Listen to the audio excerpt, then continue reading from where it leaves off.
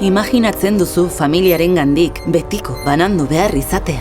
Zerotik hastea inor ezagutu gabe. Pertsona asko bizi gara horrela. Gure etxetik alde egin genuen eta muga ikusgaiak eta ikusezinak aurkitu genituen. Imaginatzen alduzu, ez zaren horren itxurak egiten bizi behar izatea. LGTBIQ+ migratzaile eta errefuxiatu askoren errealitatea da hori. Herrialde batzuetan kriminalizatu eta espetxeratu egiten gaituzte. Beste herrialde batzuetan, ustez, babesten gaituzten legeak daude.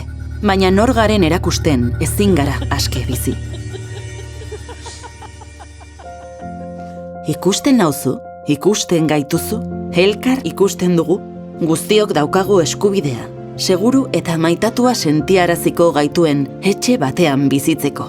Izan ahal izateko toki bat edukitzeko. Gu geu izateko beldurrik gabe. Etxea ez delako etxe bizitza soilik. Etxea afektua, komunitatea atsedena, segurtasuna eta askatasuna da. Norbera izan ahal izatea da etxea. Izan gaitezen etxe.